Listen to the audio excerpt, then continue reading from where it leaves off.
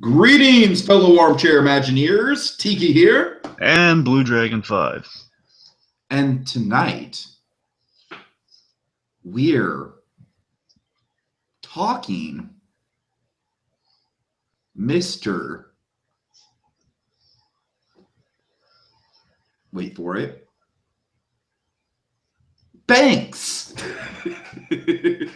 Yes, like my sloth talk, BlueDragonFive. Well, I think the wait for it kind of killed that, but yeah, it was good. We're talking Mr. Okay.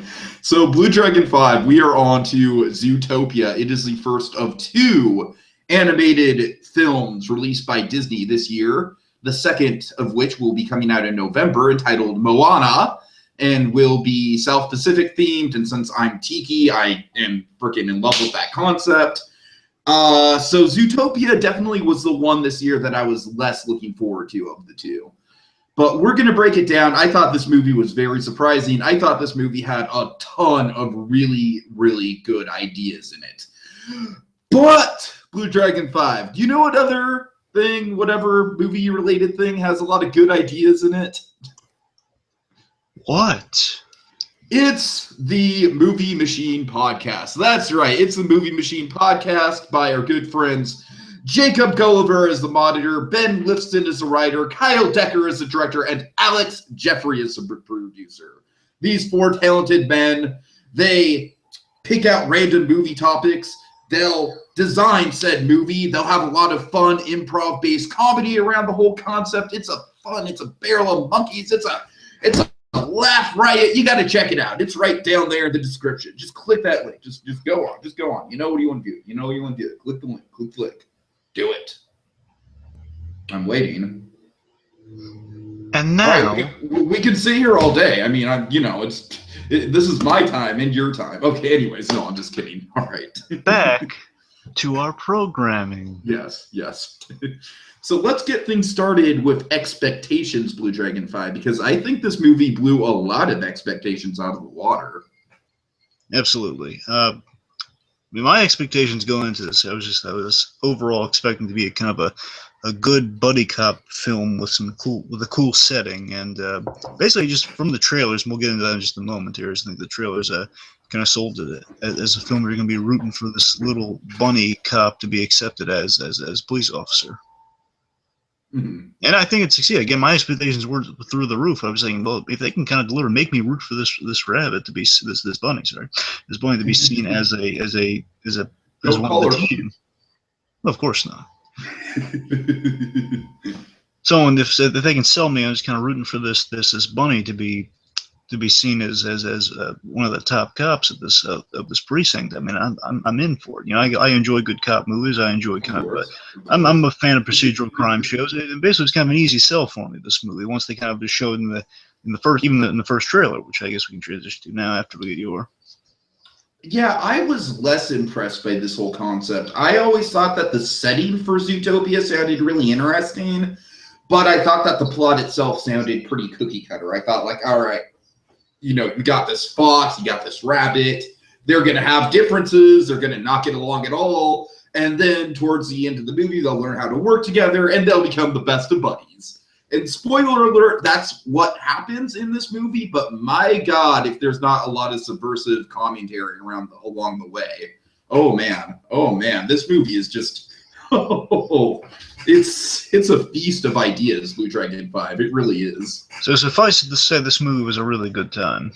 I really love this movie. I'm having a hard time picking between it and Deadpool. That's how much I loved it. Okay, let's not go that far. I know for you personally, I understand how Deadpool's a way better movie. I understand that. I was blown away by this movie. There's a specific part that I'll get into when we get into favorite scenes and all that jazz that just had me going like, okay, wow, this movie is going in a direction I absolutely did not expect it to go in. It's dark, it's gritty, it's realistic, it's got a ton of social commentary behind it, and it's really catching me off guard. Like, I was very surprised and very, very happy with this story. But did it have a Zamboni-related murder? I don't know. What's a Zamboni? I forget. Oh, God. Seriously? Yes. Yes. Oh my god. What's a Zamboni? The thing that sweeps the ice, the thing that helps clean the ice from Deadpool. We killed the guy with the Zamboni.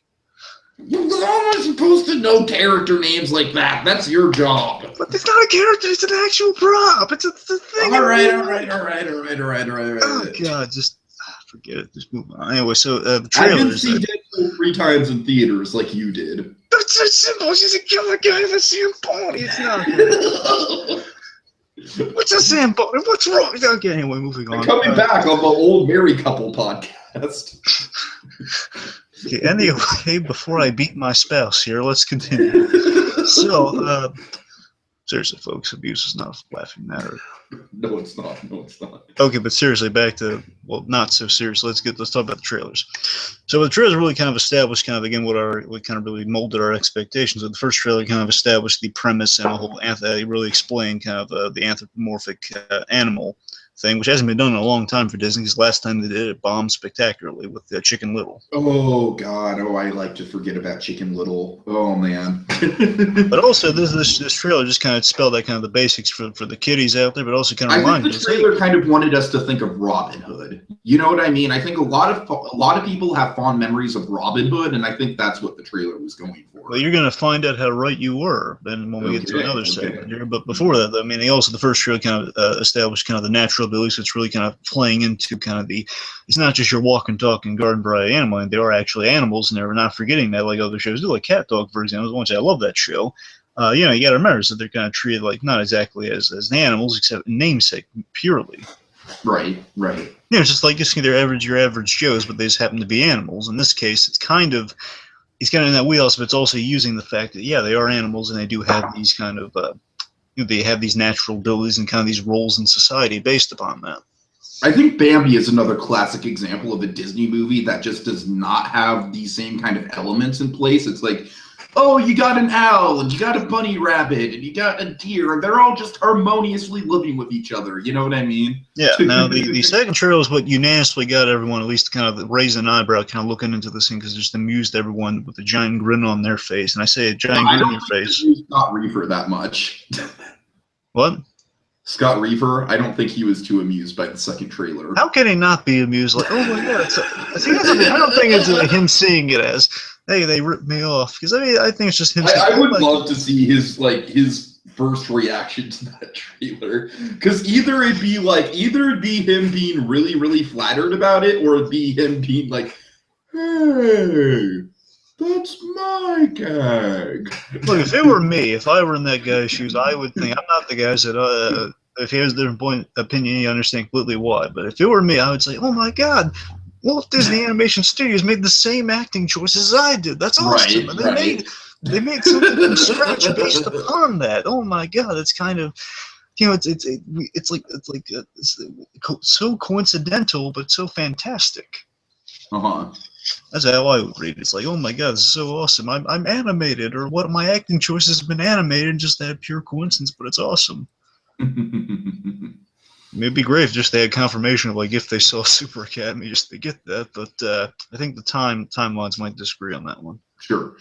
Regardless, though, basically people went sloth crazy after the second trailer, which essentially is a scene pulled from the movie, which is a really brilliant marketing ploy because it was one of their strongest scenes. I mean, it was not one of them. They had tons of strong scenes in this movie. This is one of their really funny scenes they pulled out. It was definitely a comedic highlight that kind of showed off the ideas that they were going for in this world. Absolutely, and it was so brilliantly laid out, and it paid off so nicely. And of course, I've heard some really funny stories about Star Wars nerds who were there, and they had to watch this trailer, and they were getting really frustrated because it was so slow. And it's like, come on, enough with the joke. I just want to get to Star Wars. I know where you got that joke from. Anyway, I will say this: I did remember the positive side of that experience of they get kind of a bonus Disney short with their awesome Star Wars movie. Essentially, that was kind of speaking of which, let me mention this. So I was a little kind of dumbfounded at first, and I kind of realized they're releasing 2 movies this year. There was no short attached to this film. At first, I was convinced that I was convinced. Okay, yeah, we're gonna get the short, then we're gonna get the movie. And I saw a logo pop. Wait, what? Where's the short? We got the Ice Age trailer, which had like half of the short that was before the Peanuts movie. If that counts. We're talking about this awesome movie. Don't you dare bring up the Ice Age just giving up. Oh god. Oh god. And my point is the sloth thing is a really strategic thing, and that paid off in getting people interested in getting the kids definitely wanting to watch this movie. Definitely, definitely. The third trailer just kind of was it's kind of shows kind of the trailer was kind of just generic, like, oh, this is Judy Hopps and she's a likable protagonist and we want to root for her. Yeah, I mean, it was just kind of showing the action, some fun, and I love the rodent mafia just being introduced there. I mean, oh my god, yeah. I gotta tell you, I can't help but wonder how big of a surprise it would have been if they didn't put that in the trailers. How kind of hilarious. Honestly, I had completely forgotten about it by the time we got to it in the actual movie, so it wasn't a huge surprise, but I was enough surprised where it's like, oh, okay, I remember seeing that guy. That's right. I just loved it so much, and I loved it even more with all the stuff attached to it, just how it was like set up and called back to, and just how wonderful it was in the film itself. So I just didn't care that I've seen it before. It's like, oh my god, it's so brilliant. But I'll tell you one thing. This is gonna sound silly, just kind of sets up kind of my expectations for the movie, and just kind of as we transition to our next thing here. As I want to say, just my expectations. I just love this kind of this simple story. Now we've seen it before, but we don't really get a lot of cop-centric animated kids films, which is also kind of feeding into the ultimate thing we keep pitching to Pixar of this kind of like a 40s detective movie. Black and white. In black and white, absolutely. So I mean, this film is the closest we're going to get. Directed by Brad Bird, preferably. This film, for the time being, is the closest we're going to get to that.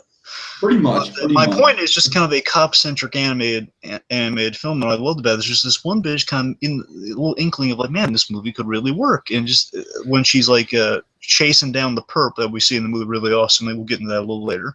But when she's chasing down the perp, she has this one bit in the trailer. It was so charming to me. It's like, yeah, I want to root for this character. I want to see if I'm going to be able to root for this character. Where she just says, "Officer Judy Hopps in pursuit." Whoop whoop. When she's doing this kind of mid-run, like the little bunny hop, there's like, yeah, I mean, because I knew the voice actress going in because the actress doing the voice, not personally, I'm just saying from Once Upon a Time, because we watched that season of it. Jennifer Goodwin.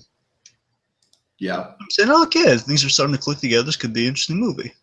Just saying for that. Of course, you're very mixed on Jason Bateman. Yes, Bateman was I was concerned about Bateman because Bateman's. I think Bateman did an excellent job in this film, but we'll get into that when we get to characters. Okay.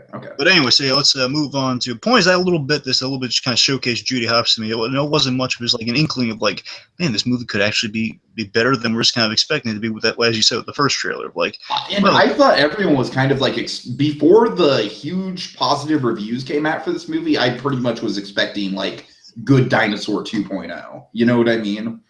Which it's good, it's adequate, but it's nothing special. I'll admit. I'll admit, going into it, I had the kind of the same thought of like it could just be okay. It's good. Nothing is, again. Moana might be kind of the big kind of heavy hitter this year, but still, it looks really interesting. Right. It could be a lot of fun though. Now I really do think, as much as I am looking forward to Moana after seeing this movie, it's got its work cut out for it. Mm-hmm. Of course, two different things, because Moana is a musical, and I'm sure that'll like trigger all kinds of feels in that regard. But so I think a big lingering question after seeing this movie would be for the audience or people just kind of just blown away with their expectation to be, how the heck did this movie get put in the works? How the heck do they figure like a title like Zootopia could be this impressive? Like, how does that idea sort of start? So our directors for this film, so let's get into some background here of what led us to that point. The directors are really good directors. We had Rich Moore, who directed Wreck-It Ralph and Tarzan previously. That's both really good credits. And we had Byron Howard, who directed Tangled, which is also a good movie. This guy isn't like related to Ron Howard in any way, is he? Honestly, I don't think so. I think Ron Howard's only brother is Clint Howard, but because my grandma kept asking me that when we left the theater, I was like, I don't know. Honestly, I want to say I'd like to say he's not. Absolutely, he's not related. But I mean, you never know. It's like 6 degrees of Kevin Bacon era we live in now. Everyone's kind of related. Okay. Point is, so these two guys are our directors, and I believe Byron Howard is kind of the main guy who ushered in the idea because he wanted to do a film a film about kind of anthropomorphized animals, like indirectly directly inspired by Robin Hood, by the way. So you're absolutely right on the money there.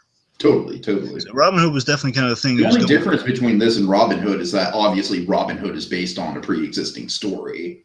Yes, but based on I want to say just kind of based on kind of the childhood experience, we're all kind of gravitating towards like seeing kind of like this a really interesting story kind of told with kind of animals as your leads, as your main characters, making books a little more interesting. It's like you just have the kind of, if it was humans, it'd be okay. Well, I'm starting to gravitate towards the story of Robin Hood with animals. Like, oh man, it looks so cool, like a fox Robin Hood. Look at that. Yeah. And you like this kind of this Prince what was it?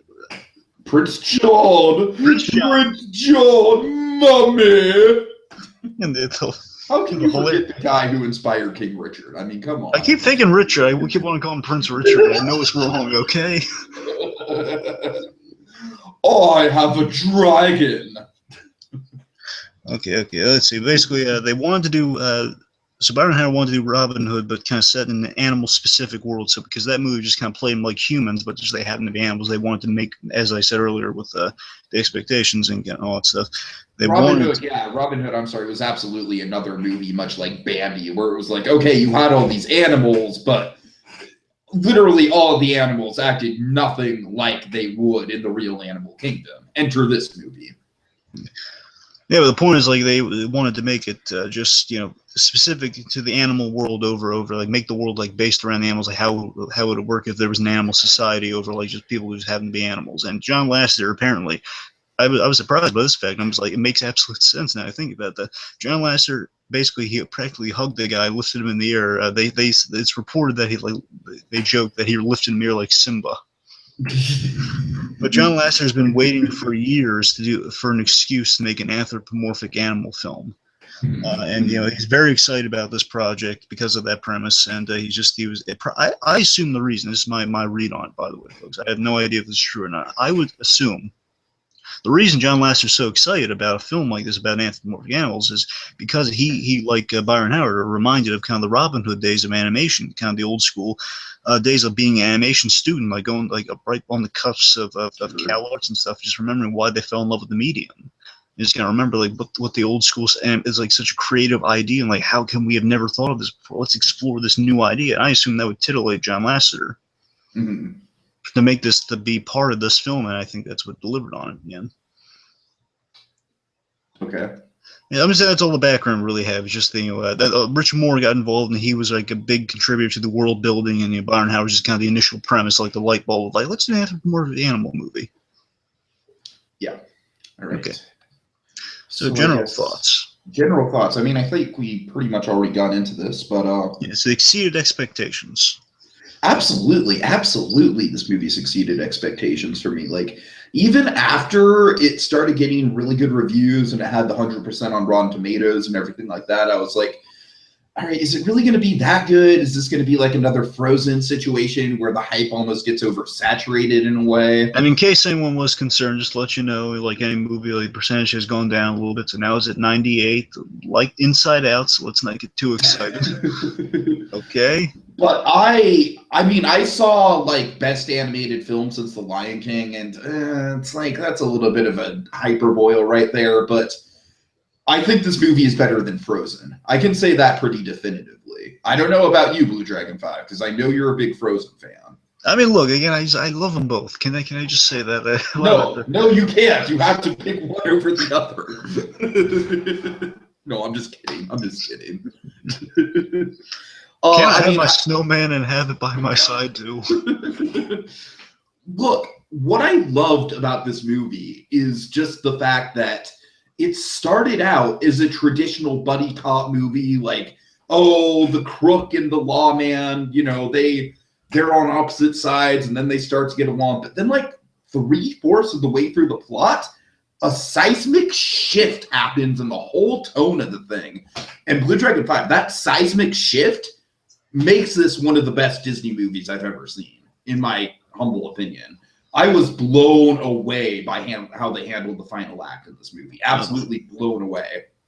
No, I mean, to me, it was just like so true to kind of an 80s buddy cop movie, but yeah, it had those twists and turns that made it just kind of a little more distinct. But made kind of the 80s buddy cop movies stand out even more, and just being kind of like a cookie cutter things that had such a great kind of a not shocking, but it's kind of like it's refreshing to see kind of this. It's like something you've never seen really in a Disney movie before. Too much of like this poignant message that was it's so social commentary. I'm just gonna come right out and say it. This movie is a total social commentary on our race relations in America right now. Yeah, and what I'm saying is it's so poignant and well worked in. It doesn't feel forced at all. It's that message, it's that social commentary, but applied so naturally that it's like it is a great kind of lesson in that, without just saying it's not beating you over the head with it. Because I mean, again, the out for that is it's a species thing, which you can't avoid, because that's it's literally where people are stemming from. It does, of course, lend itself to that social commentary, which is why the message is so kind of, they're allowed to push it so far without really stepping on any like censorship toes or anything. Right, definitely. It's a great little out they have to kind of go as far as they want with this movie on all these little aspects. Considering all the shit that has hit the fan over the last year or so in our culture, yeah. I think a movie like this is exactly what we needed. Then again, I think this movie couldn't have come out at a better time. Last thing I can really say on just kind of general thoughts, again, it's right now this movie is so good it's close. We're going to get to that black and white 40s detective movie, but I mean, I'm very happy with it though. I could watch this movie a bunch of times. I'm really yeah, for sure. Okay, so that's it.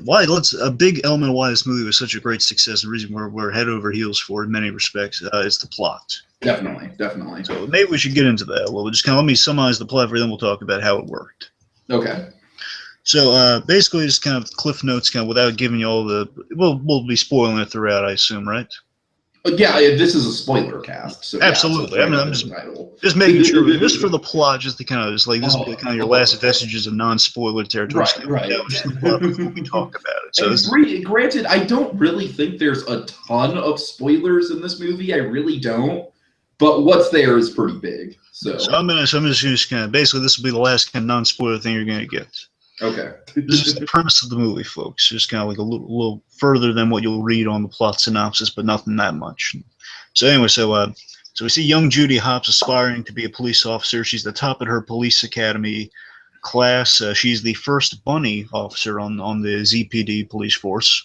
Mm-hmm. She gets no respect. She's put on parking detail, and after meeting the brutally honest and cunning fox, Nick Wilde, she loses the spring in her step, so to speak, until she happens upon a missing persons case.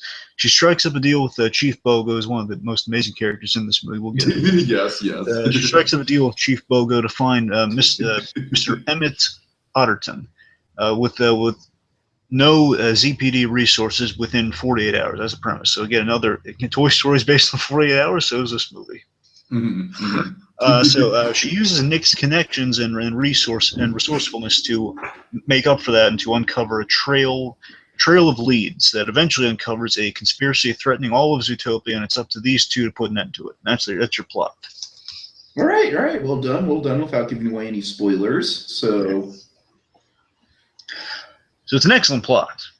Oh, yeah. I mean, I think what really puts it above and beyond, like we said, is kind of like at that midway point. Like, I honestly thought the movie was wrapping up BlueDragonFive. Like, getting into a little bit of spoiler territory right now. Like, when they do solve the whole thing, when they find the otter and Hopps is giving her speech, I was like, oh my God, does this movie have like 10 minutes left?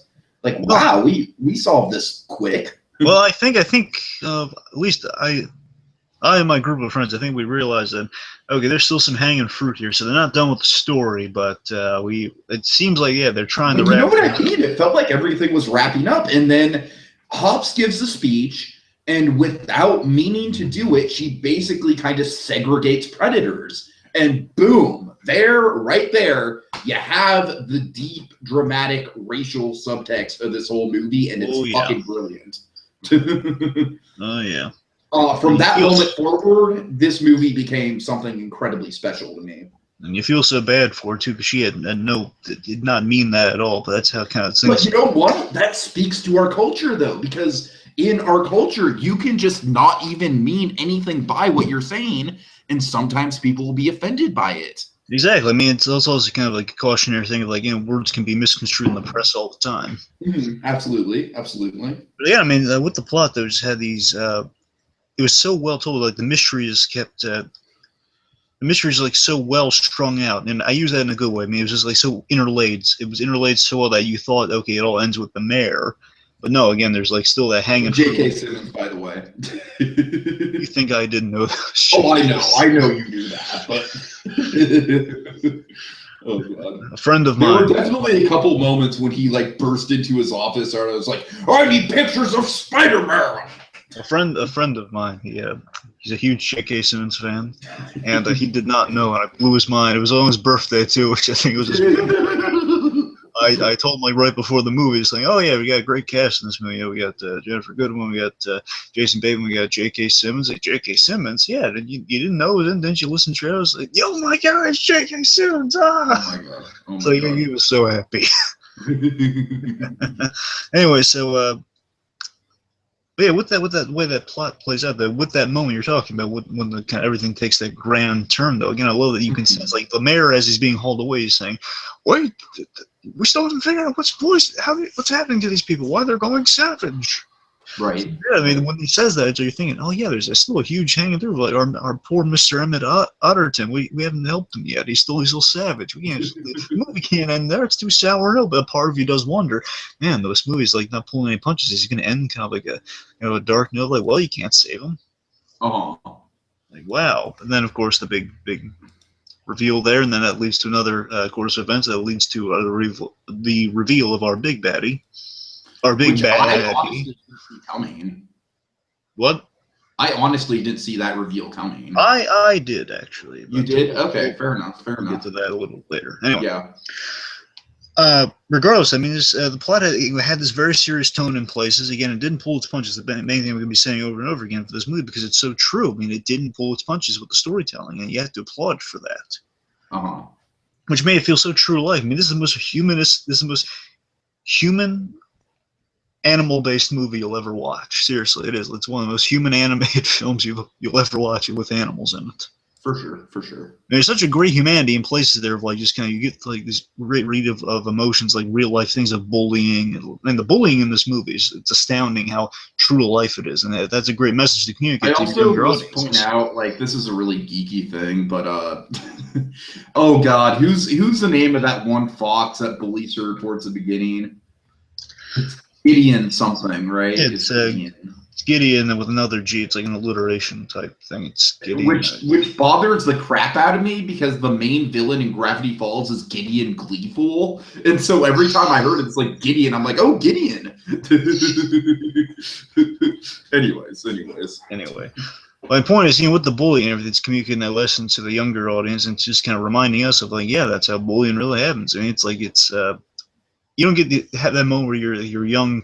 In the beginning, we see Judy being bullied by Gideon. Mm-hmm. And Gideon. Gideon. She's being bullied by Gideon. You think, okay, she's going to find some clever way out of this and, like, talk down the bully or something, right? And then, no, she gets a traumatic experience in that beginning there. Wow. Mm-hmm. How true to life. And then, of course, there's even more traumatic, traumatic incident that happens later on to it. The Nick, we find out.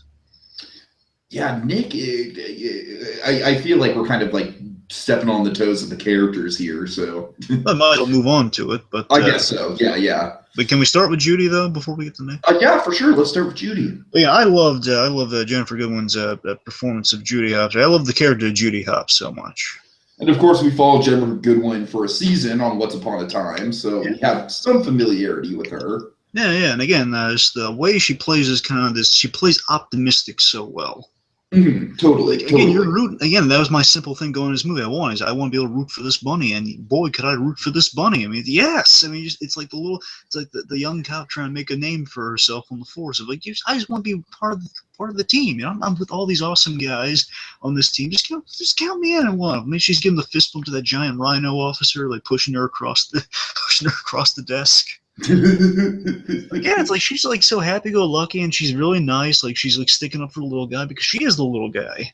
Mhm.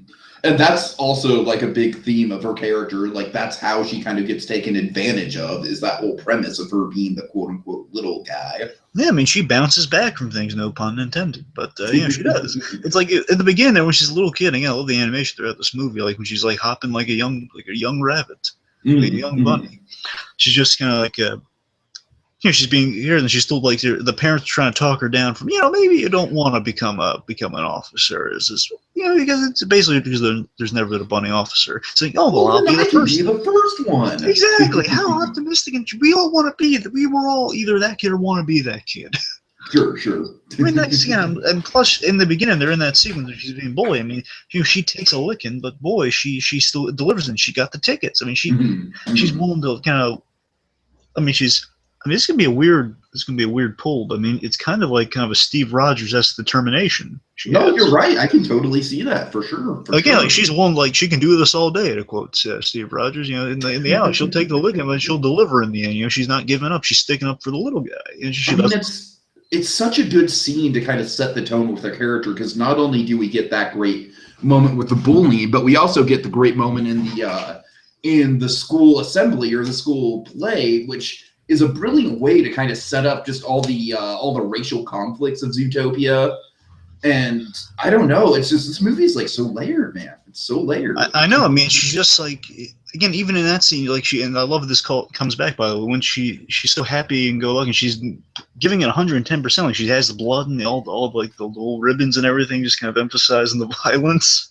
Right. In the beginning, it shows you that she knows her facts, she knows everything. She does everything 110%. Even when she's like reduced the parking duty, at first she takes that with a grain of salt. But it's like, okay, well, I'm not going to give you 100 park. I'm not going to do 100 parking tickets. I'm going to give you 200 before noon. Yeah, that's what I'm saying. That's a character you can get behind. Someone's like, just say, well, you want this? I'm going to do better for you. One of my favorite bits of comedy. Well, maybe hold on. I'll save it for the favorite jokes. I'll save it for the favorite jokes. Yeah, it's like this unflaggable determination, like this hopefulness that she brings to the city of like, her father's just telling you, oh, be careful of those foxes. You know firsthand how dangerous they can be. And says, well, no, come on. But she still takes it as a little precaution. She takes the smaller, more reasonable thing, because she still has hope that maybe those stereotypes are wrong. But by the way, it's a little thing with the character. I love her instinct she has even as a young kid. She sees the shifty characters kind of are Gideon kind of going in the corner that bully kids, and she can see like, hey, there's some suspicious activity. And I love she has the instincts of a police officer. It's awesome. Right.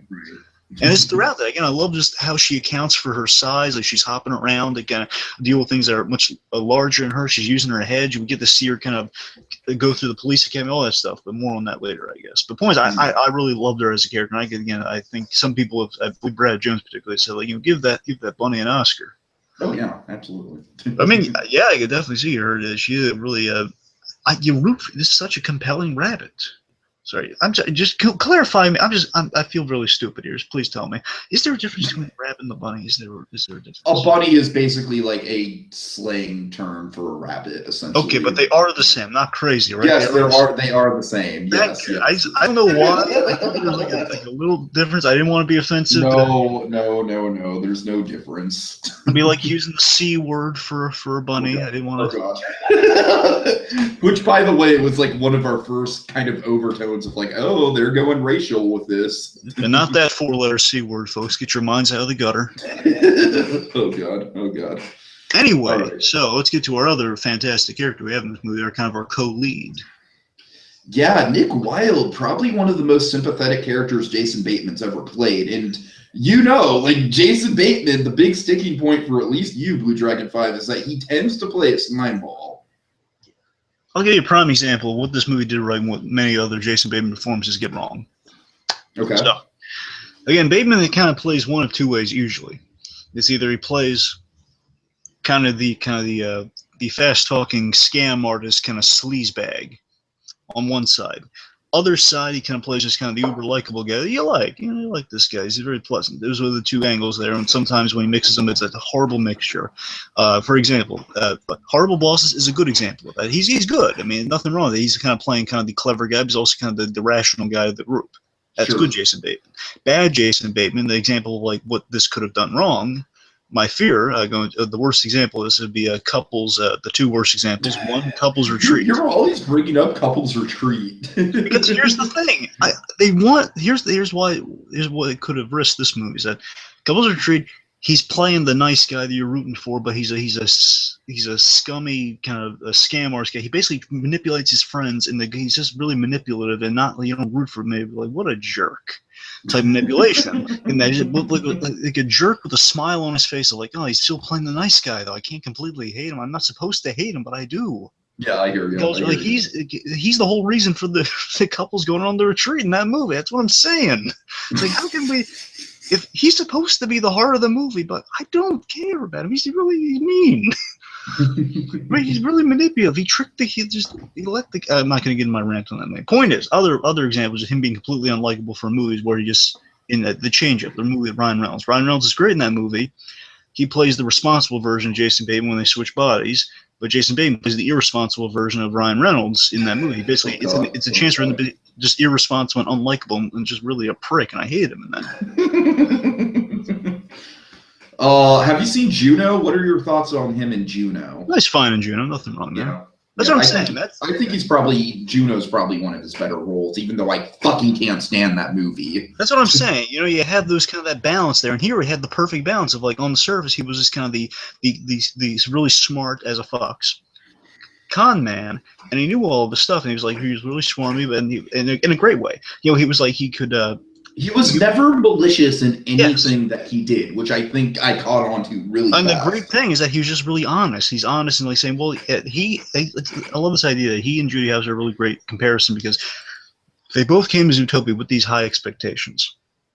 And this is why he can just unravel like what her deal is. And when the first time they meet, and they're just walking around, he's basically unraveling. Oh, I know why you're here, because he basically just like deconstructs her whole reason for being there. Like, he had these idealistic things of like, I can make something for ourselves. Like, there's no reason we're different than anyone else. And then he has the harsh reality point out to him, a really terrifying childhood sequence. That kind of just shows you why this guy is so embittered and so cynical. Again, it's less embittered. Why he's so cynical. He's honest. That's the thing. He's honest. He's coming from the other side, or Judy's to the optimistic side. Hasn't really learned the stuff quite yet. Nick has been through the experience. He knows this, and he's just playing. He's adapted to the surroundings. Well, I think I'm a predator, so I got to play against that type. But I can do that because I can outsmart him because I know how that works. As we see, he's an excellent scam artist. I love getting into how he works his scams. Again, it's like slipping. Oh my god, he uses like the cute little kid angle. It's kind of evil the way he does it, but also kind of like adorable at the same time. Again, that's what I mean. It's like him using kind of the evil Jason Bateman, but doing it right. Totally. You know what I mean? I love him playing like. All he wants is ice cream. You know what I mean? It's like he's never after anything that's gonna like cause anyone any harm. He's after his own self-profit. He wants some damn ice cream. That's it. He's not like a bad guy. He really isn't. He's just kind of like getting, he's just kind of using the tricks of the trade to kind of get by in his life. Almost like a little bit more of a street level Aladdin in a way. Well, remember, he made her pay too, so it wasn't completely just for ice cream. And then he made a larger profit off that in the grand. It was a really excellent scheme. I'm saying Slippin' Jimmy would be proud of this character. Oh God. No, but seriously, see what I mean? I love how clever he is. I love how then the emotions like underneath the heart of it all. You can kind of see that kind of slipping through in places where he's the thief you can root for. But he is very Aladdin-like when he gets into a hot spot. Like he's trying to talk his way out of it. It's like, oh no, Nick. It's like we like this guy, and then he's just when he's outsmarted, they don't like make him seem stupid or anything. It's like he's just outsmarted. Then he's gonna get his footing again. He's gonna get the high ground again because this character's clever enough to do that. Again, he is the seasoned Zootopia resident who is like playing off like kind of that stereotype, and he's making it work for him.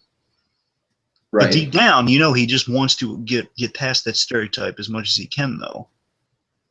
It's like he has to be on top of his game because he knows police are gonna be looking at him funny because he's a fox. Racial profiling much. And everyone's kind of against him. That's why he has to be the competent scam artist because he's figuring he's just giving up. He's so cynical towards the world. Like, well, no one's going to give me a chance because they see me, they think bad guy. I'm not. It's again another Wreck-It Ralph angle from Rich Moore coming in there potentially. I'm getting the sense that some of the world building kind of a lot of the world building we know that much, but I'm saying maybe some of the kind of moral stuff is coming from Rich Moore too because of the whole Wreck-It Ralph not a bad guy profiling there. Right. You know, maybe a little bit of that there. Okay, anyway, so Poison Jason Bateman did an excellent job as Nick Wilde, someone you can root for. He's really fun, really entertaining, very charismatic. That's the biggest thing to say, but very charismatic. Oh, yes. Oh, yes. Okay, so I guess can we go through kind of like rapid fire through some of these other characters? Yeah, well, Chief Bogo was probably my favorite of the side characters. Bogo was a good surprise. Idris frickin' Elba, awesome, awesome. I love he just again I love it throughout the movie. It's like I know this guy, and then towards the like, midway through, I figured out, oh my god, it's Idris Elba. Oh, how do you not know it was Idris Elba? Come on, come on. I was saying at the beginning, I was like, I know this. I know this guy. And it's like he sounds so familiar, man. I'm thinking like there's another actor who's kind of a British thing going on. I was thinking, could it be him? And then, point is, I love how he's basically the cliche kind of like angry chief of police, but the end of the day, you see he's malleable. You know, he's definitely not the bad guy in this situation. He's more just kind of a realist. Yes, I mean, I love that they do kind of, again, he's kind of your 80s police chief, it's kind of like your chief from RoboCop on the surface. We need to address the elephant in the room. Francine, happy birthday. No, seriously, I mean, Chief Bogo, the way he just plays, like, he is kind of this really visually imposing thing. I love that he kind of represents, as many characters do in this movie, kind of the message of the movie is like, don't judge people by the first impression. Again, you think he's just going to get kind of the tough kind of RoboCop chief, at least like, cursing every 5 seconds, just like saying, no, like, you get your stuff together, mister. This is kind of your standard stereotype. Yeah, but no, he's a soft-spoken, he's got that great voice going on for him. He's just like, he takes time to wish Francine a happy birthday. That's a nice guy. And, then later on, he's trying to mask that for his men. But I love when he's interacting with the victim. The way, again, the animation and the performance by Idris Elba was meld so well together when he's like breaking the news to Mrs. Otterton that he reads instantly like, oh no, I don't have any answer. He hates the victim of a crime and her husband's disappeared. He's like, well, look, we're searching for him, but right now we don't have any leads. I'm so sorry, but that's all I can tell you right now. He's being really compassionate towards the victims. Definitely. And the victims' families, he wants to help, and then you get moments of great levity when he's like watching the Gazelle video with the app and everything. And he has you get many sides to him, and deep down he's not trying to be the bad guy, but he realizes, look, I've been sidled with this thing. I'm just trying to minimize the frustration that can come from that. I'm putting you in a place where you can be useful. Just don't bother me. We're in the middle of finding 14 people that are going missing simultaneously. 14 people have gone missing, and this is an epidemic. I got victims left and right I got to worry about. I can't have you wanting bigger assignments where you can't handle them, as he's convinced at that point in the movie. Point is, Bogo is a lot of fun. He's just kind of the fun, serious guy with many different shades to him. So he's very unconventional. He's not just he plays against the type, as many characters do. Totally. All right. J.K. Simmons is Leodore Lionheart. I really kind of wish we would have seen this guy a little more. Yeah, it was good, but he was the misdirect. He was the red herring. Totally. Which is fine. Yeah, we do get some J. Jonah Jameson style comedy with him on the intercom. Absolutely, J. Jonah Jameson style, just like bursting into the office like, I am impatient. Raw. Smell weather. Oh god. But again, I love that he just plays like such a politician towards the end there, where he's just going, well, look, did I do this? Yeah, but it worked out in the end. It was a good ends justified the means. Come on. Let's see. I'm just going down the Wikipedia cast, but Tommy. I'm sorry. Clawhauser, I like Clawhauser, officer, the front desk sergeant. He was he was fine. Definitely had some sympathetic moments, especially the moment where he's like, "Oh, they're sending me down to to work in what was it, like the mail room or something like that, where I can't be seen." Yeah, and again, that was a sad scene. He's being himself now because, well, they figure again, it's like such a realistic thing of like the city not wanting someone who represents the problem at being the first face to agree. Yeah, right. But again, seriously, two things. One, Clawhauser throughout the movie, I was convinced that was Josh Gad, but it wasn't. I was actually convinced it was Jonah Hill. What? No, it sounded identical to Josh Gad to me. It's like, how is that not Josh Gad? But it was Nate Torrance. Nate Torrance, though, I don't have many credits on this guy. The one I do remember, he was from Get Smart. He was Lloyd, one of the lab guys from the Get Smart remake. Anyway, point is, I like that with Clawhauser. I like some good supporting guys. I like how he was just kind of the helpful guy. Because again, Judy Hopps, she didn't have any support with any resources or anything, so he was like the closest thing she had to that. He was like, this friendly guy, and they have the whole like kind of again introducing the theme of race and the thing of like, oh, I can't use basically don't use the Q word. I'm so sorry I offended you. I'm sorry. I'm a donut. I'm basically kind of your stereotypical donut eating cop, and I'm judging you. I feel bad. He seemed really genuine. I like Clawhauser, and he was again. I loved him playing off of Bogo too. He introduced the levity, and Bogo was like, no levity, but Clawhauser was like, oh, you have the app too. And he was like, I don't know, it's just so fast. Just the fun out of shape cop. I love Clawhauser. He was fun. Speaking of the app, I think probably the character in this movie that just did not work for me was probably Gazelle. You know, I like Gazelle as kind of a running gag, but I don't really care about Shakira at all. Yeah, I mean, I just thought it was kind of like, I get that it's meant to kind of be like, all right, look, there's this big pop star. I actually do like the social commentary they gave her with, you know, a lot of the times big pop stars will jump onto issues like this. So I think that was her role. I just, she just wasn't an interesting character to me. She was just a plot device. I'm with you there. Again, I just saw her as kind of a running gag, and okay, she's there. Okay, Sure, she's basically it's a Gazelle dressed like Shakira. Okay, I got it.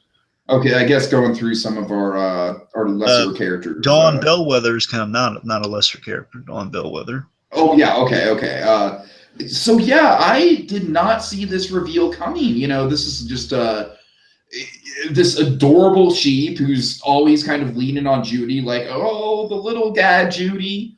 And I guess I should have seen that. Like, I should have seen, like, okay, obviously Judy's like, you know, she's trying to get Judy into her corner. I thought it was a decent role. Once again, it's kind of a Disney villain where it's like it's revealed at the very end, which kind of takes away from the whole status of a Disney villain, I think. So I really don't consider this movie to have a proper villain as much as it's just kind of like racism in itself is almost kind of a villain. You know what I mean? I mean, you're right about that, but I mean, with in terms of kind of a last minute Disney film, well, this is kind of more on the Pixar side, but I mean, she's very similar to the Prospector in that, you know, she was kind of like a last minute. You think it's a friend, then she turns out she's been pulling the strings the whole time. Kind of thing there. But you know, with Bellwether, the minute the mayor said, you know, it's basically the mayor said things aren't finished, I knew it was Bellwether because Bellwether had all the stuff to gain, and then I realized, wait, assistant mayor, I mean, she's going to become mayor. You know, when she's sitting behind us, I absolutely knew that. Yeah, she has the most to gain from this, and the mayor was like mistreating her on the phone, always gets her name wrong, was a big old jerk to her, handing her files, letting them drop, just kind of knocking her out of the picture. I mean, she had all the motive in the world to kind of frame the mayor. It was like, yeah, she has to be behind this. Right.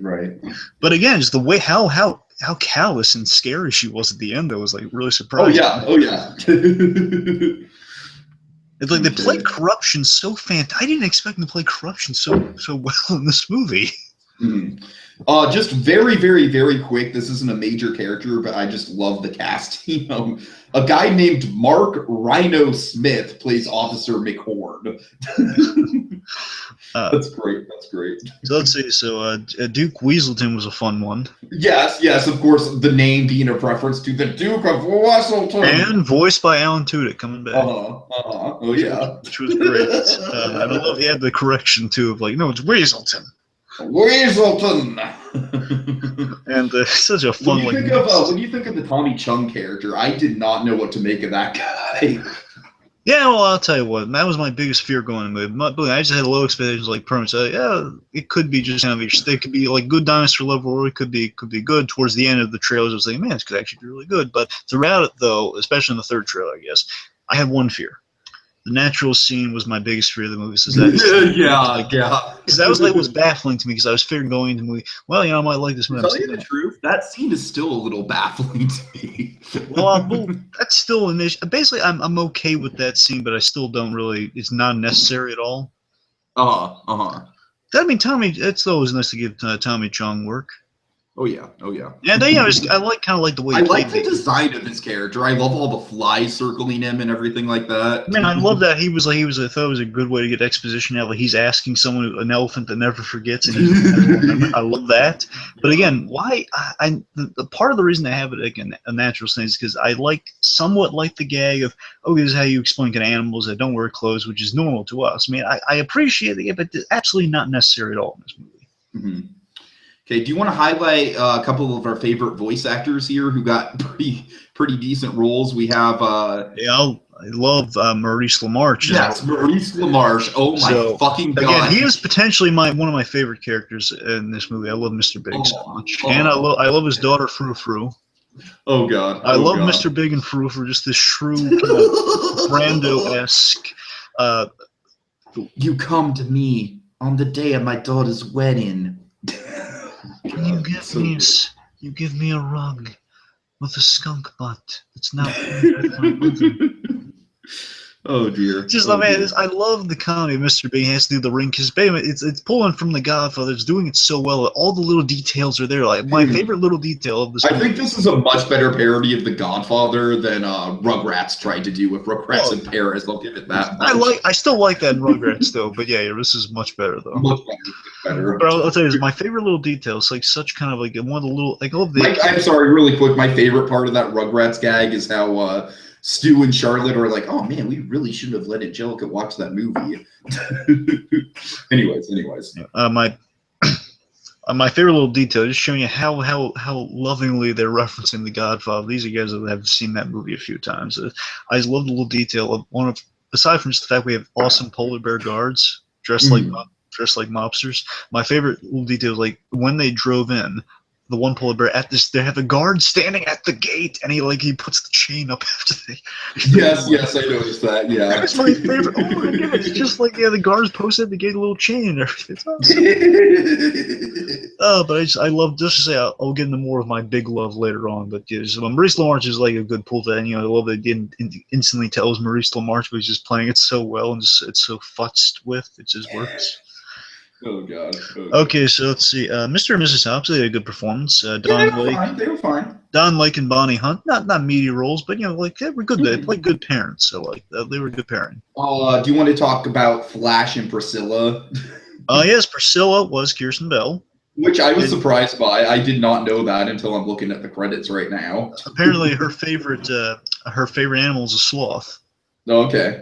That's why she was really thrown out of her mind to do that. And I'm assuming there's going to be some kind of like lovingness towards Disney animation since she's done Frozen. Right.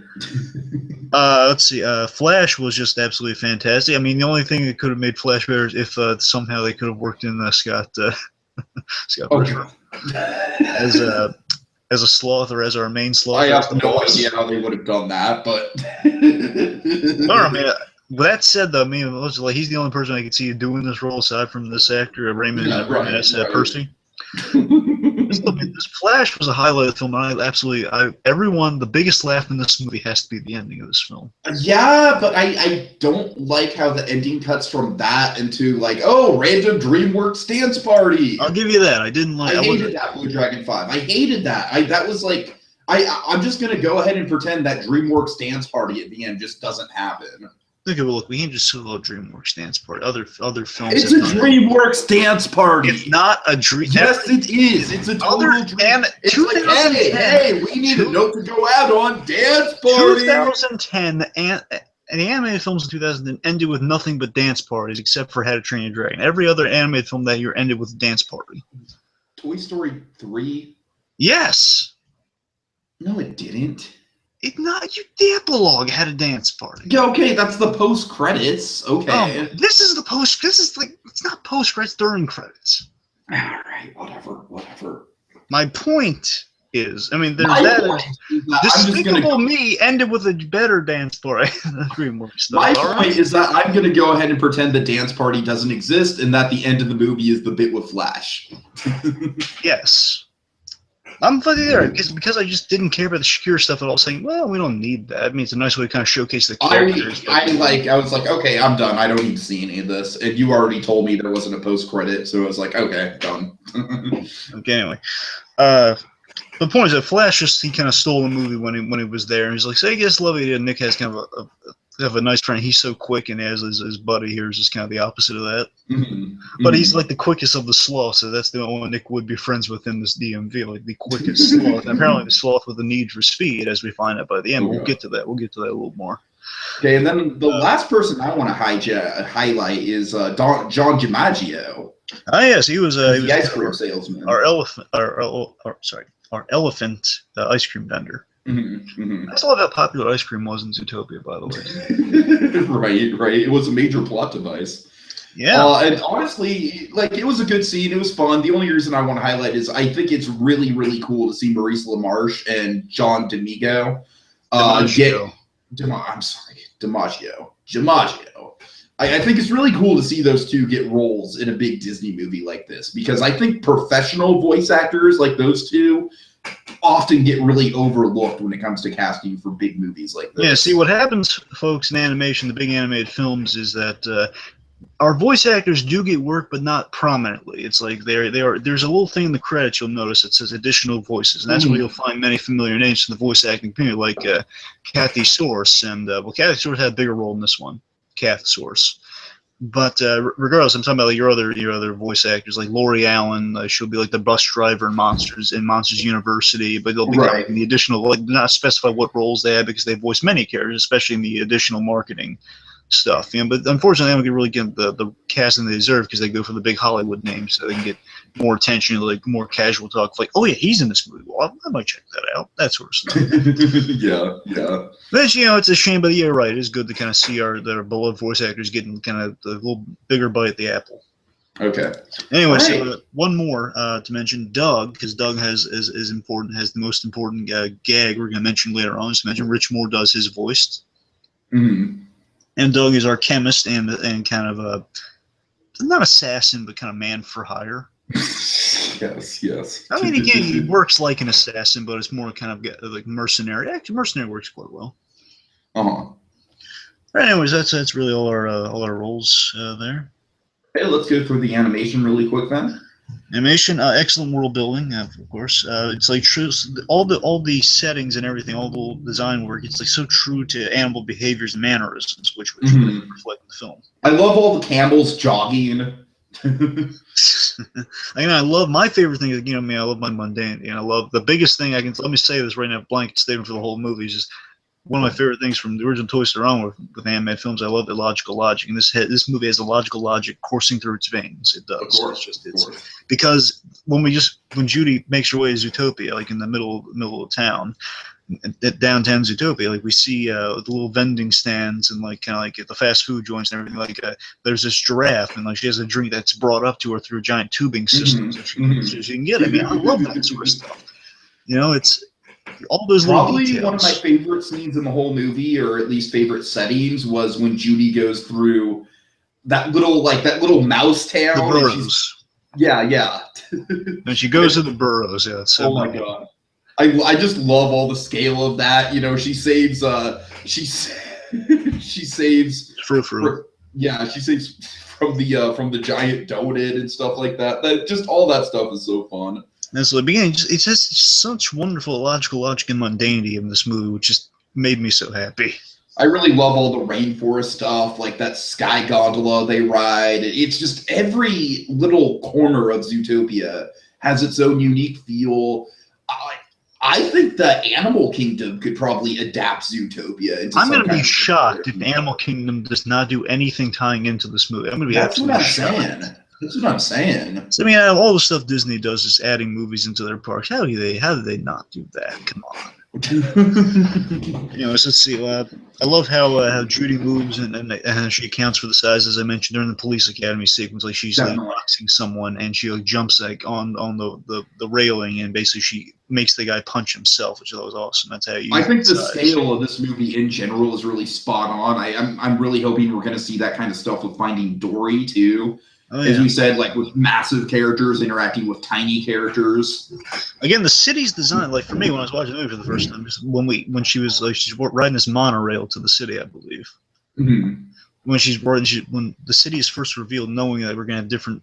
It's set up early in the police academy sequence where we have them training in the main terrains of the city. We know, okay, it's going to be kind of a mixture of different kind of environments in the city, but just seeing the utter scope of the first time she happens upon it from a monorail's point of view, which I'm sure kind of triggered some Disney memories of that. Of course. Like going there, it's like, oh my God, it's like it was just an amalgam of different terrains and to this huge wide-scaping, just huge, like bigger than you ever seen city before. It was breathtaking. I was like, oh my god, that's one of the most beautifully designed cities in animation I've ever seen. It's great. Yeah, it really is. It really It's like, is. great. And again, let me just I'd say it's right up there with something like Agrabah.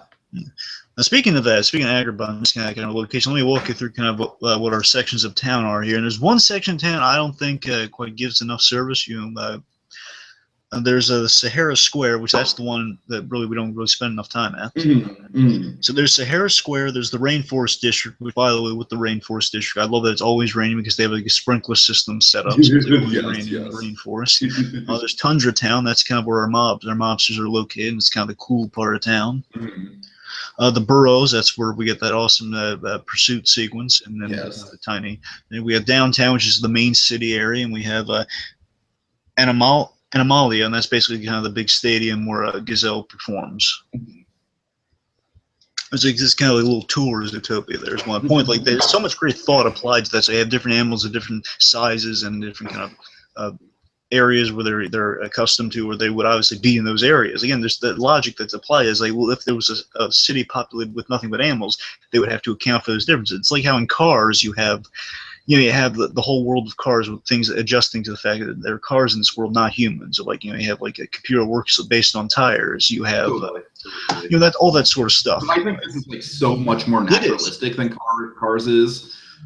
Yeah, it is, because this one in particular, it's like it's in the modern. Of course, the thing with cars and like the big thing that people kind of like confuse people and made them think it was part of the Pixar canon and everything, which we won't get into, is that like if you look at cars, the landmarks in cars are basically the landmarks of Earth. Like it makes no sense, but let's not get into the semantics of that though. Anyway, so the music. Yeah, music. I don't have a ton here, so. Neither do I. I just want to say, I mean, it was a solid score from Giacchino. I mean, not as fun, not Inside Out caliber. Not Inside Out quality. Absolutely not Inside Out quality. I'm just saying it complemented the film well. I mean, it didn't like take away but it didn't add too much. But it was like it fit the tone. Like it basically worked with the film nice enough. Yeah. I don't want to sound like waving off or anything, but that was a good score, but just not nothing spectacular. It was like it worked for the movie. That's what's the main thing you can ask for with any score. I mean, it's really painful when a score doesn't work for a film, like Amazing Spider-Man in places, Sure. I don't think this is Amazing Spider. I consider Amazing Spider-Man a bad score. This is just like it's good. It's good. It's like The Good Dinosaur, you know what I mean? I consider The Good Dinosaur to have a really good score. Yeah, that's what I mean. Again, it's serviceable. I mean, this feels like kind of your average score in a good way, in that it complements the film well enough that, I mean, the dramatic parts do definitely sound kind of. It has basically the best thing I can say about the most distinct thing about it would be kind of how it plays into the mystery angles, like kind of builds to these reveals, like kind of has that great kind of old school detective sort of music to it. Which is kind of like the discovery phase. I actually kind of wish we would have gotten a little bit more of that kind of flavor. Yeah, but I mean, it was there when it was appropriate for the story, though. Otherwise, it would have been kind of. Otherwise, I mean, I just don't care about the Shakira stuff. So that was the. I don't either. You and I are complete agreement of it. The Shakira stuff might as well just not be in the movie. Again, that really wouldn't hurt the movie to leave it out. The only thing that makes the Shakira stuff worthwhile is the whole Idris Elba moment. Yes, that's the only thing that really. It's the only reason I moderately even mention it, because that callback is pretty funny. Okay, anyway, so favorite scenes. Okay. You take this first. I have to step away for just a moment. All right. Right. I'll be right back. Okay, so next we'll move on to some favorite scenes. Now, okay, as I mentioned earlier, just kind of finish my thought on this. I love the Mr. Big kind of shrew Godfather scene. Again, I loved it so much because again, it was in the trailer, and you think, okay, it's all that, but there's a lot more intricate details. So I love the reveal at the end of it, though, because just how it's set up earlier with that chase Tiki was referring to, which was an amazing chase, which I'll mention pretty much for a few moments as well. I just love that it was basically how Judy, she saves Frou there, and how it comes back. It comes back just so excellently later on when the Godfather's about to. You're wondering how the heck our character's going to get out. It's about to be iced, then you get the classic, Daddy, no icing people at my wedding type thing. And there's that payoff there of realizing Wait, you said, wait, this is, she says, wait a minute, I recognize her. She saved me from the donut. That sort of. I just love that little reveal. I love how nice it is. It's like, oh my God. It's like, I just love how clean and how nice it is that she saved her. Says, you saved my daughter. Says, oh yeah, you basically put them down. They're okay. And then after that, it's like absolutely no questions asked. It's like, oh, you're good people. You're good people. And again, I just love the pleasantries. You know how much we love pleasantries. I just love the pleasantries that Mr. Big invites him to the wedding, and I love how it's like literally a Godfather-inspired wedding. Totally. Just them just kind of dancing around. I love the reveal of the polar bears on the outside protecting it. Mm-hmm. It's like literally it's on a table, and they're just like literally standing around this little table. But yeah, regardless, I just love the simple kind of kindness that's paid to him. Like, oh, you saved my daughter. Of course, you're fine. Nothing wrong whatsoever. I just love the skunk butt setup of why he feels so betrayed by Nicholas Bear. Yes. How dark it was too. The fact that his mother was buried in that skunk butt rug. Oh God. Oh man. How dramatic they make. Again, it feels kind of Freakazoid-esque, where they're making it sound so silly, sound so serious, and sound so important. All right. I already mentioned one of my favorite scenes was the chase through the burrows, just because of all the perspective and everything like that. So we'll kind of just skip over that. Well, I mean, yeah. Again, I mentioned the big thing from that is like when she saves Frou-Frou and how that comes back into the Godfather. Sure, totally. I guess absolutely one of my favorite moments. One of the moments that's just totally powerful for me is when Judy is on the bus. And there's like a lion or a tiger or something that sits down next to a baby and a mother, and the mother just scoots the baby closer to her. And I'm like wow, that right there is like an amalgamation of what our culture has become and how prejudiced our culture has become and how judgmental our culture has become. And just to emphasize, this tiger is just like, it's mind his own business, like a happy-looking guy, not exactly, like scary at all. Exactly. Again, it's like after Judy's just kind of made her political, again, not her intentionally political statement. She's made her statement that, oh, well, there's a connection there between the savagery and between the predator thing. So I really think that everything that this movie does in terms of showing off how the predators are being mistreated and how that's affecting everything, it's brutal and it's heartbreaking, and it's some of Disney's best stuff because it's bold. It's just a direction that Disney has just generally not gone in so far in their films. Yeah. For me, I mean, there's two more sequences that are just kind of embodying kind of that seriousness and that gravity this movie is able to get away with. Again, with the savage, just showing how scary that can be. I mean, they went to some dark places in this movie with the in connection to the Mr. Big Shrew wedding sequence. Mm-hmm. When he's like he's telling the story of what happened to his driver. I love the whole driver scene. That was a big shock of like, wow, how brutal and how tonal. Again, it feels like so classic kind of noir way it's told. It's kind of like again kind of 40s detective movie-esque of like just finding out what happened as he shares a story about Yeah. Also, again, I can't get enough of the Shrew father, because he's just going like, oh, Mr. Emmett Otterton, he was a friend of my family. That's why he was being transferred. Again, it wasn't like because they assumed like some bad happened to him. They assumed like Mr. Big did something to him. But then it's revealed like in this story of like as on his way, he just kind of snapped and he attacked my driver, and you see him like clawing the guy's eye out. Right. It's like so scary too. And then you meet up with the guy still kind of like lacking his eyes, like really shut after being scratched by his really savage. They animated savagery so scarily.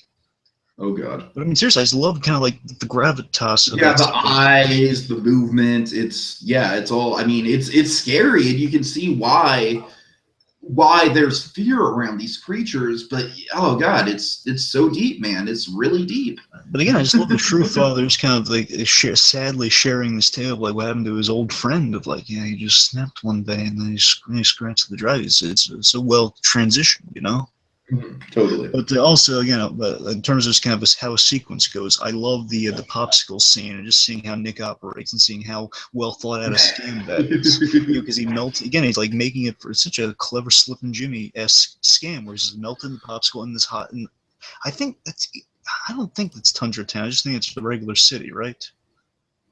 I think I kind of took that as downtown. Yeah, so just downtown melts the stuff, goes down the rain gutters, and he pours it into the snow in Tundra Town. As it's melting in Tundra Town, then it becomes the old popsicles, which are a specified popsicle, and they're smaller, and they sell it to the little business little business answers they eat, and they still use. I just love the detail. They still use the sticks, so they don't have to buy new sticks or anything. Right. And then they sell their sticks as redwood to a little construction company in the boroughs. Mm-hmm. Again, just fantastic stuff. They're seeing how Nick operates and how clever a businessman he is. And then, by the way, because we didn't mention this in the characters, Finnick is Nick's little kind of fake son, his co-conspirator in his crimes, and he is voiced by Tom Lister Jr. Now, Tom Lister Jr., you may not know offhand, but I'll tell you which character you've seen him before. Okay. He was in The Dark Knight.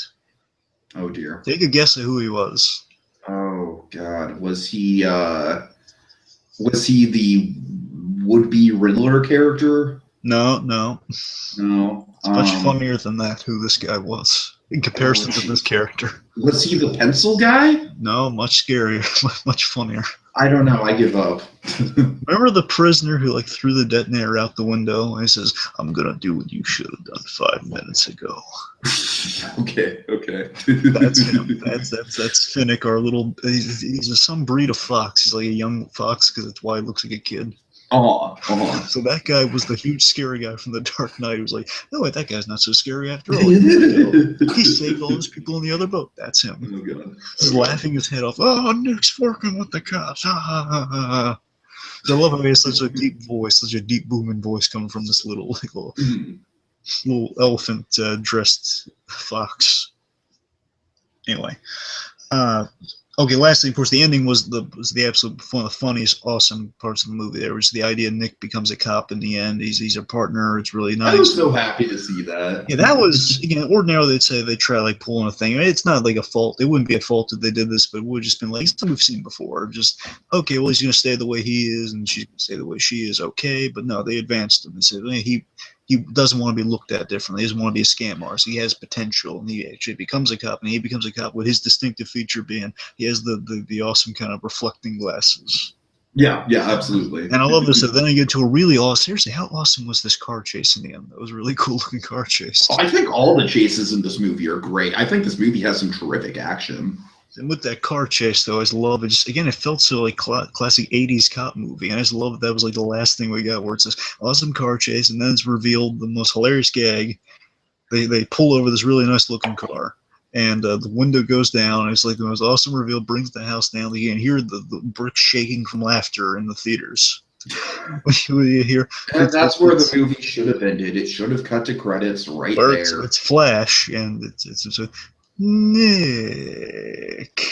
And again, by the way, it's not just him saying things, him giving the perfect expression simultaneously as he's saying that, "Nick, buddy, get me out of this ticket, would you?" Right. He's communicating that with just Nick and the big smile on his face. Seriously, we love Flash. I hope he lets him off with a warning. That's what I hope.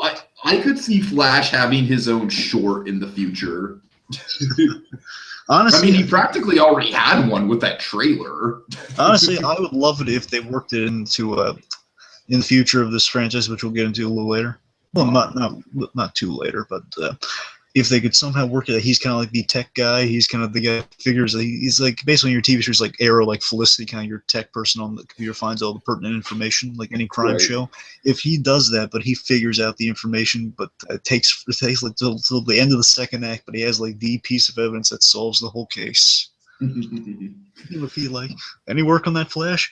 Working on it, and at the end says, "Here you go." He says, "Oh man, this completely breaks the case. We know exactly who's behind this." You go like the ultimate Deus Ex Machina. Oh god. Anyway, all right. So, yeah, some of our favorite jokes here. Now, one of my favorites right off the bat: Elephant in the Room. I love it. Yes, Elephant in the Room is great.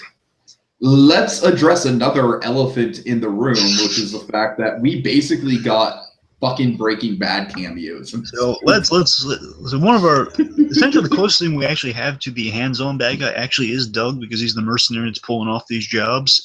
Doug, in addition to being a mercenary, what he's doing is he is the manufacturer of a blue drug. Yes, of course, a blue drug. Now, And right away, I was like, Blue Drug, all right. Yeah, okay. Here's Blue the thing. Drug, I hear Basically, it's the blue flower called night howlers, which are our big plot point of like these flowers are what's driving people to go savage. Now these night howlers are manufactured and they're turned into kind of a weaponized pellet that can be fired upon through a gun that can basically, once it hits the skin, it turns people savage. Turns animals savage. Now, the way that's manufactured, though, the minute he put on the mask, it's like, no, it's very reminiscent of Breaking Bad. They put on he zipped up the yellow suit. Oh my God, it's Breaking Bad.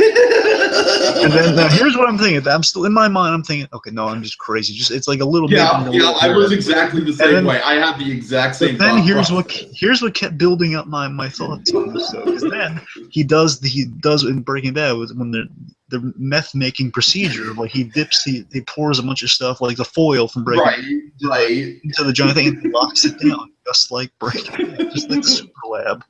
Breaking Bad, and then the door answers, and it's like the crescendo here. It's like, who is it? It's Walt and Jesse. Just when he said Walter and Jesse, Walter and Jesse, I was like laughing. I'm like, oh my fucking God! Like if you listen closely, you can still hear the laughter. It's like, oh my God, that. I was the only one who laughed in my theater, but I was cracking the fuck up. I was like, wow. I think my whole row was laughing at that. Talk about a joke that the kids are not going to get. Like none of the kids laughed, but I think none of the kids would get this at all. I'll tell you one thing: the parents and the older kids, they laughed their heads off. And again, amazing to say, the only thing that would have made this movie any better is Bryan Cranston could have somehow had a cameo as one of these sheep. That would have been amazing. Yeah. I think that would have almost been too much. I think our heads would be. I'll tell you what's funny though. All of our drug peddling, all of our drug manufacturing sheep here, and rams. That's a very weird statement to say for a Disney movie. All of our our evil drug, again, it is technically a drug, so we can call it that. I mean, it's something it's used to. It's a chemical compound that's used. It's a drug of some variety. Point is, those three guys, they're all voiced by the directors. But the main, again, Rich Moore is our main Doug. Is Doug the one that's shooting people? Okay. And the other two, the Walter and Jesse, are the Jared something. He's the co-director and the other director of the film. Byron Howard, yeah, he's they're our three baddies. Our baddies. Breaking Bad. You know what's funny? All of our baddies, seriously, when you think about it, all of our actual baddies are all of the sheep family. They're either rams or sheep.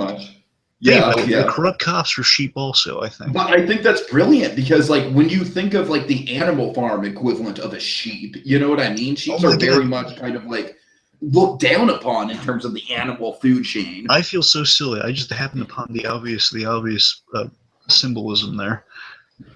Wolf. What with Animal Farm? No, I'm saying wolf in sheep's clothing. So the there you go. So it's like reverse. So instead of like they're going after the predator, so the predator is the sheep, not the wolf. Mm-hmm. Mm-hmm. How brilliant is that? Okay, but anyways, a Breaking Bad reference was brought the house and it was fantastic. That might be one of my favorite obscure references. So again, I can't believe Disney directly referenced Breaking Bad like that. So let me tell you what the four biggest laughs were. The biggest one would be the end of the movie. Well, let's see if my other one is on there somewhere. Okay, I'm gonna make it 5, Brig. Let's just kind of go through. Okay, so again, the biggest laugh is the ending. The second biggest laugh is probably the DMV scene. Still pretty big. Then we get into Breaking Bad's on there somewhere. Of course. Breaking Bad. Then we have these next two are the biggies. Just the bootleg gags. Oh my God! Yes. You don't happen to have a list of the titles. I only have one of them, unfortunately. Maybe you can help. I know movies are referenced, but I don't know what the name. I know there was Tangled. I know there was Moana. I know there was probably Big Hero 6 in there. Gigantic, the next movie. So again, they're kind of pulling pics over the kind of debut in the next movies, which are Moana and Gigantic. Right. I believe there was I believe Tarzan was in there. That makes sense. Again, Wreck-It Ralph was there, but it was called Wreck-It Rhino. Okay. Those are the main ones. I don't know what the animal. I just got a crack out of the Moana one. I knew you would, but I wish I could remember what animal was representing it. Begin record. It was a cat. Oh, Meowana. Yeah, it was right. Meowana. All right. But Wreck-It Ralph was a rhino, literally dressed in the overalls and everything. Yeah, I love when they're in the poses on the DVDs too. By the way. Yeah, just hysterical. Also, the other laugh was, do you think she counts herself? Yes. Surprisingly, it gets a huge laugh. The whole does she count herself? All right, I've got one other that I just absolutely cracked up on. Okay. It's the second time that Judy starts writing out tickets and everyone starts getting super pissed at her. Specifically the kid who's like, my mommy wants you to drop dead. God. I was like, wow. Yeah, that pretty much. And I was wondering that too. You know what I mean? Like when we first saw her writing out tickets, I was like, oh, geez, people are going to get pissed at this, aren't they? Yeah. But mine, the last one, this is a really clever line here. It's really funny. It says, again, wonderfully delivered by one of the most consummate actors in this movie, Idris Elba, saying, do you think this is some cartoon musical? Where you receive just by wishing for it? Let it go. I totally missed that. He ends it by saying, let it go. At like a moment passes where everything... That's like an Uncle Deadly thing to do. No, it's just... Go, Piggy. No, by literally quoting Let It Go from Frozen. Very clever. And again, only Idris Elba could deliver that line seriously. Just sell it the way he does. But... Again, one of my favorite bits of the movie is the last bit. It's kind of a combo between a line and the gag and the scene. So I love the payoff when they're interrogating the Duke Weaselton.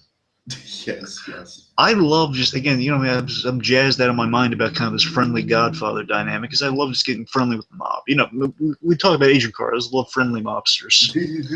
But seriously, I just love this thing. Just made me so happy. Just Judy has been made the godmother of Frou Frou's baby. I think that's so nice. The woman that saved us, like, man, to the godmother. Says, you know who you're talking to? It's a cop. No, that's my future. That's my future. That's a future godmother to my grandchild. And then you see Frou Frou walking a little bigger belly. He says, oh, isn't that adorable? I just love it. Judy's such a nice character. She says, after she saves, oh, I love your hair. Oh, thank you. Oh, thank you. You know what I'm saying? It's all about pleasantries. Okay. Of course. Also, the sticker was a great running gag, by the way. The sticker. It was. Which was great foreshadowing in the grand scheme. Okay.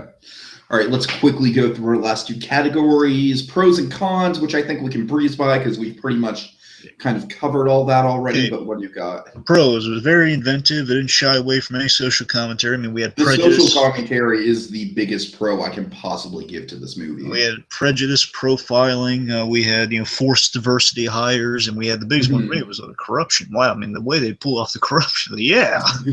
Sure. I love the gadgetry and the tech. It's very cool. I mean, my particular favorites and the tasers. Tasers were awesome. Seeing our guys walk in the room with like little guided lights on their tasers. My favorite one, I love the recording carrot pen. Particularly, that was my favorite. I love that came back, by the way, brilliantly. Basically, they're pulling a Santa Claus 3 left and right in this movie. Oh God.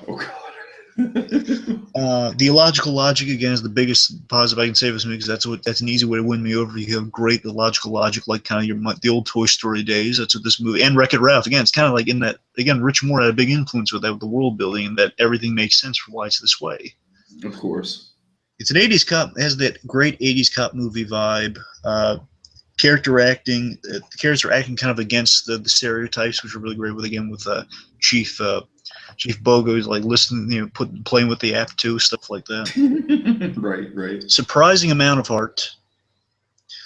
Conveys plot and exposition very well, very fluidly. Very, very good exposition in this movie, and that's something you rarely praise. I mean, again, it takes these twists and turns where, like, they were interrogating a bit, they're asking questions to the Black Jaguar character, and then he snaps all of a sudden. And let's show you how well this movie was. Like, first I was thinking, wait a minute, why does he snap all of a sudden? That doesn't make any sense. But then they explain it with Doug the mercenary. Sure. Let's see. Again, doesn't shy away from the darkness or the danger. I'm saying like with Nick's bullying as a kid. Again, can we just address that for how horrifying that was? Yeah, I felt terrible for him. Absolutely. I mean, seriously, just the way, and that's Kath Source, by the way, another one of our voice actors. That's Phil and Lil.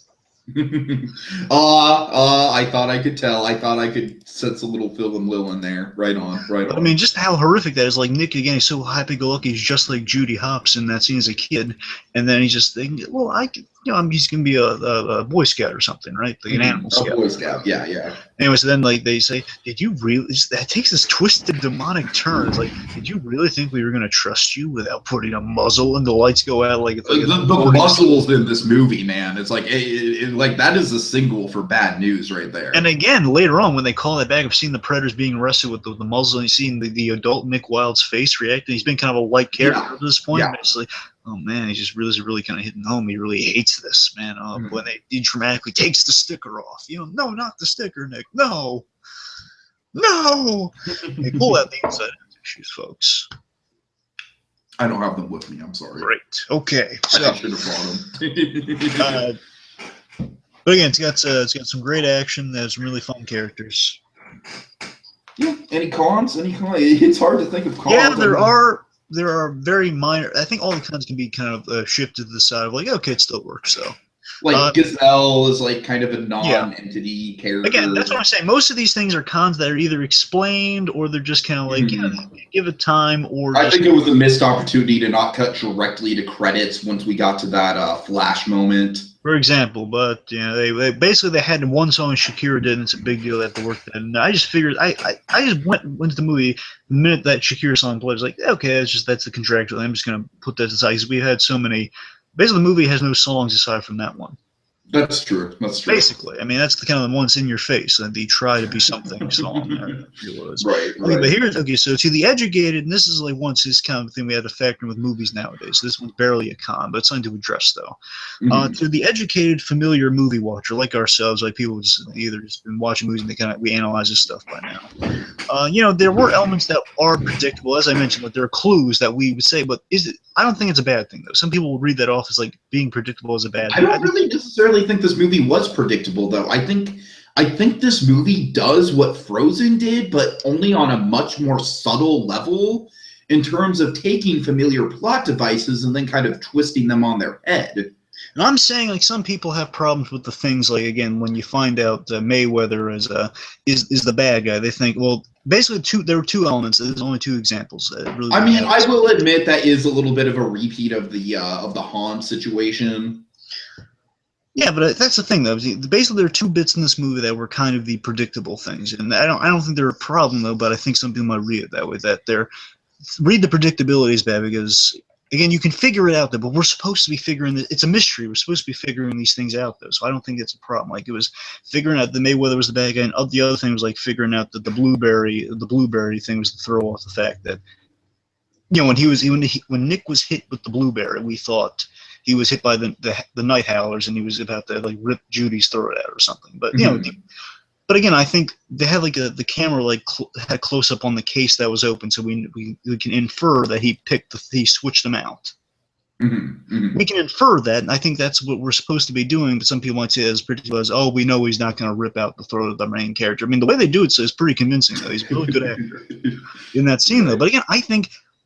Again, the other reason I say it's not a problem is because for younger audiences, this is their introduction to those kind of conceits, and that's them kind of learning, being the smarter movie watcher. And it's basically it's a treat for the young audience and unsuspecting parents of saying they're figuring, this movie will never go there. I'm like, oh my god, it's going there. Again, I think it's the job of the movie to allow you to figure these things out, to give you like an inkling. But again, some people might that's more of like kind of depending on who your audience member is. I hear you. Other thing, and the only real closest thing I have to grab is I'm much better with it than I thought it would be. But the natural scene again isn't bad as I feared, but it's like. It still feels a little pointless and kind of like, we have a funny idea for a scene. Let's work this in. The good thing is I don't hate it like I anticipated to. It's just you don't need it. Because I expected to really hate that scene. Like it was gonna be the most unnecessary thing. It's like it's not terrible, but we still don't need it. It's not necessary. Sure. And again, it kind of complicates things in the grand scene because why is Otter go to this place for yoga? Right, right. Anyway, let's see. So Bogo's cheating with the no resources thing. It's kind of a minor gripe. It's just, he's kind of cheating though. He's not allowing her like to sign with the internet, but that's a conceit we need so she can use Nick because she doesn't have any resources. So we kind of need that though. Mm. The night. Oh, last and this one actually is kind of a gripe though. The night Okay. howler thing is a little last minute. Like I wish they could have like seeded in the beginning on the farm, like we see the night howler flowers or something. Yeah, like, I hear you. like a little caution. Like couldn't it, I think it would have been better. Again, it's a very minor thing, but I think the only actual gripe of the movie. The other stuff's like all subjective against subjectivity. Points for subjectivity, Steven. All right. But the only actual thing is like if they could have had like a sign in the beginning when she's just going around during the carrot fair or something, we see the farm, and if they could have had like those blue flowers, there like a little caution sign around it, that would have been perfect. Then later on, it's like, oh yeah, we remember those things from the beginning. Right, right. No, if they could have only just like basically the night howler thing kind of comes off a little last minute when we say, oh, there's a flower all of a sudden responsible for this. It's the only issue I got with the movie. It's, again, okay, I can easily blow past that because it's there and it makes sense. Yeah, yeah. Okay. Okay, so I guess the only thing we have left to go through is what is the impact for this movie going forward on the Disney company? Do you think this is going to be kind of a game changer for them? Yes. Yes, yes, okay, okay. Do you think we're going to see more kind of socially and politically aware movies? Do you think this is kind of like the threshold that we're opening up right now? I'd like to think so. And of course, we need some more R-rated Disney movies. I mean, Deadpool. Well, let's. I mean, come on. We need R-rated everything. We need R-rated Teletubbies. Okay. Let's not jump on that one. I'm just kidding. All right. I definitely think this movie, like, I think Disney might get more it kind of follows the trend of Frozen. You know what I mean? Like I said, I think all the tropes that were lampooned in this movie were very much like how Frozen was, except I think done on a much more subtle level, where Frozen is like, hey, remember that thing we do in most Disney movies? Well, here we're doing something else. I mean, look at this. The last Disney movies we've gotten from Tangled onward have all been kind of going in this direction. It's been a good direction. Again, part of this new renaissance we're in. Sure. Where it's Tangled, obviously, again, the same director of Tangled was both the directors from these renaissances have worked on this movie, two of them, and they kind of bring kind of that. Tangled was kind of one of the first kind of irreverent. I hope I'm using that right, by the way. Irreverent kind of Disney formula kind of movies, are like pointing out, like, well, we don't have to go by the convention necessarily, or at least we can poke fun at a little bit, which Tangled did. Totally. Basically, like the whole damsel, they kind of turned the damsel in distress thing on its ear, and you had like a really great comedy and like kind of point out we're in a familiar world, but we're kind of going for kind of saying it's in celebration of the old stuff, but still in a new direction, like a modern direction, writing wise. I mean, when you think about it, not a lot of writing in this movie really feels like a prototypical Disney movie. That's outside of like the two lead characters and the whole like, oh, they're opposites, but they have to come together. Ooh. Outside of that, like all the directions that the plot goes in, all the twists and turns, it really does just feel like a good detective story more than anything else. But with that too, again, it's continuing with the Disney thing, is that with Wreck-It Ralph, you have kind of a movie that doesn't really feel like a Disney movie, it feels like a Pixar movie. Absolutely, Wreck-It Ralph, and it's kind of going in a direction. I think Ralph is a little overrated, but that's just me. Regardless, Wreck-It Ralph, I'm saying. I know everyone wants to like murder me when I say that.